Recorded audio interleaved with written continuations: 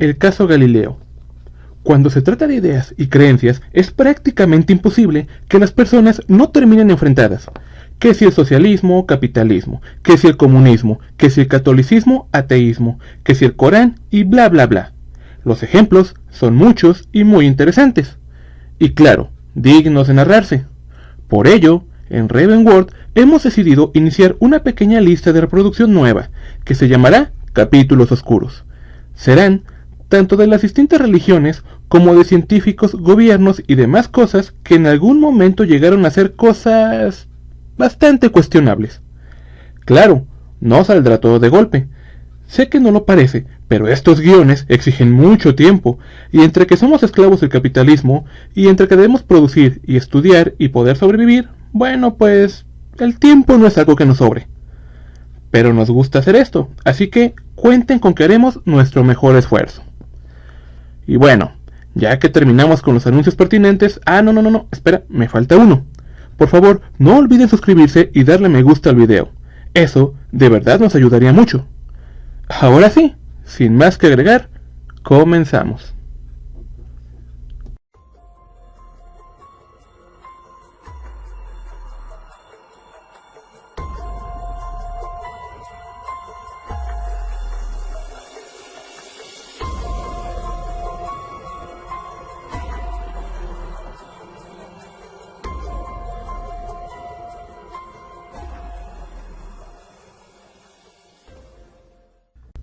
Muchas personas, gracias a nuestros eficientes sistemas educativos que tenemos en Latinoamérica, nos hacen creer que la revolución científica fue como activar un interruptor y que de pronto la ciencia comenzó a iluminarlo todo.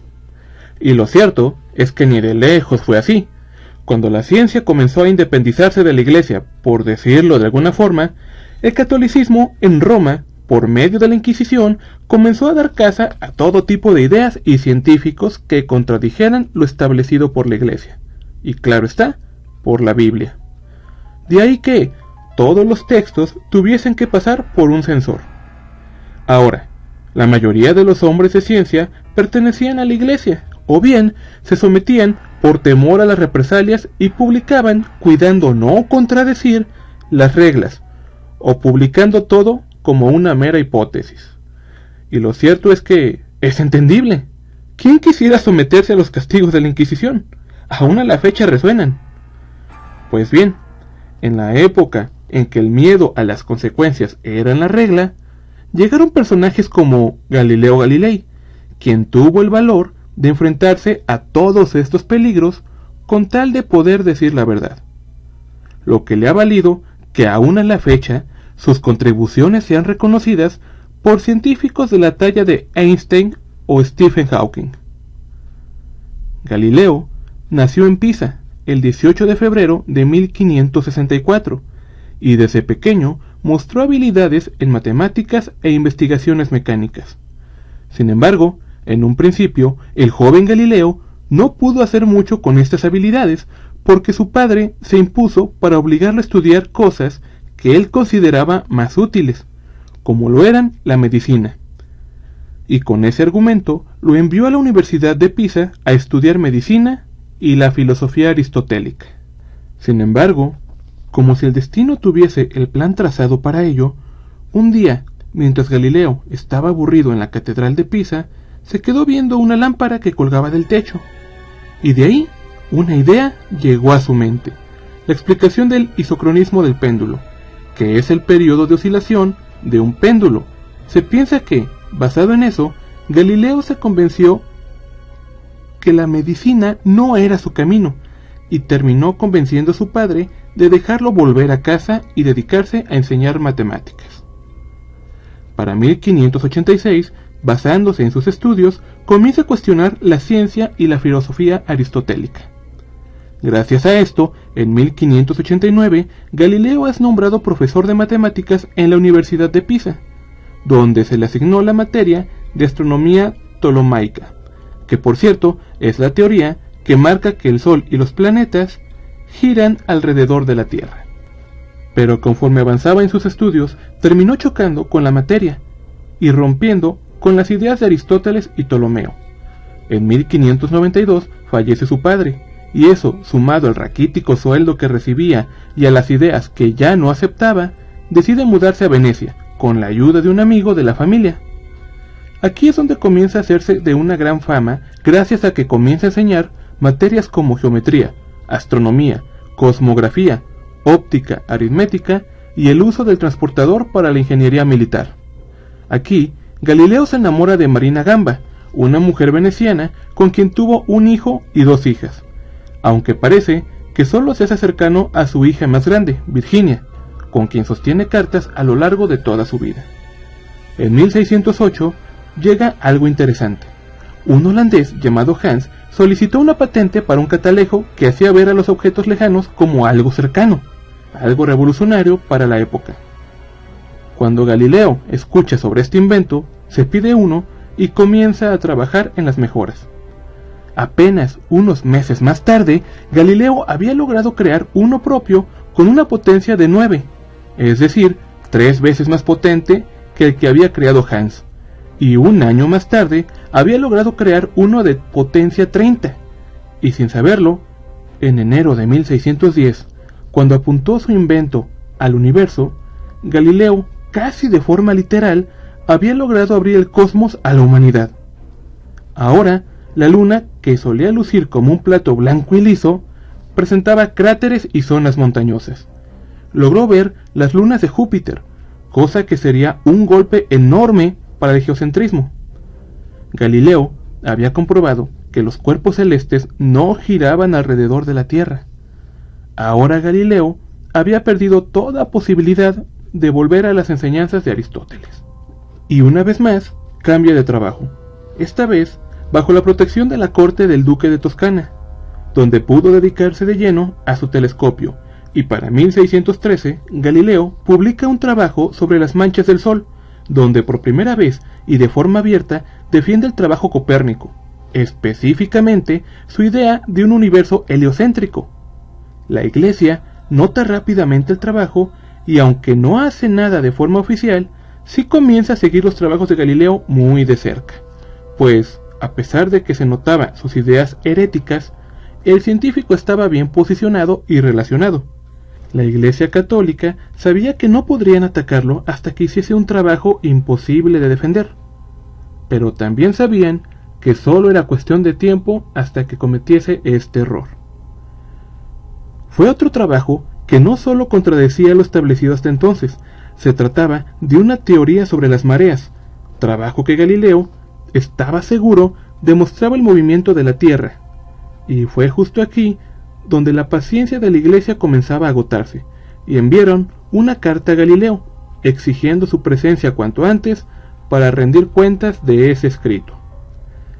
Galileo acude, y aunque se tenía una sentencia preparada para él, no pudo ser condenado gracias al Papa Pablo V, pero se le dejó en claro de forma bastante agresiva que esas teorías eran heréticas.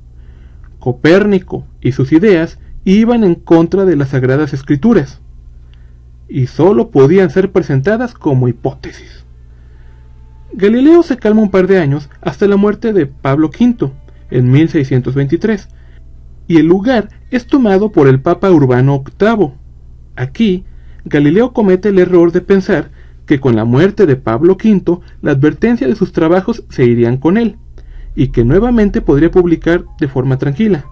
Así que publica un nuevo trabajo que termina llamando demasiado la atención.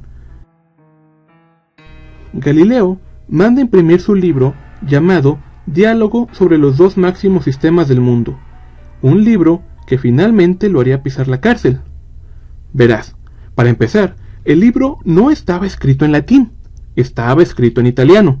Esto era una gran ofensa para la Iglesia, pues los libros que trataban de filosofía y ciencias no debían estar al alcance de la gente común. Después de todo, la gente instruida siempre es un problema para todo tipo de gobiernos.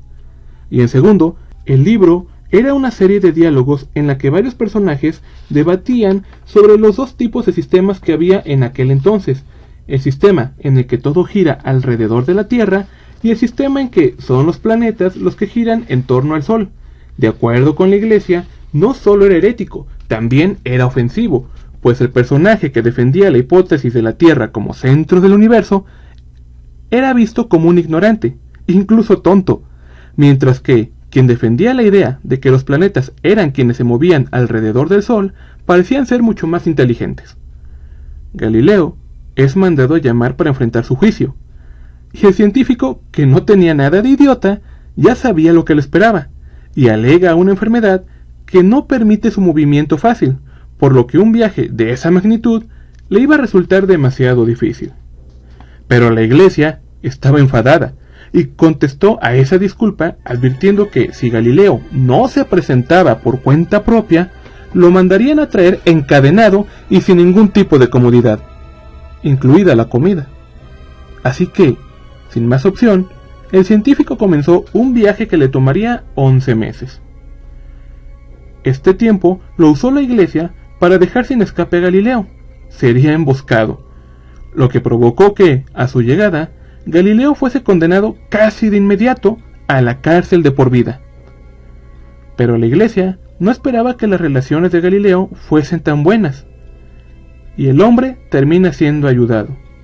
Pasa un par de días en la cárcel y luego le redujeron la condena a prisión domiciliaria.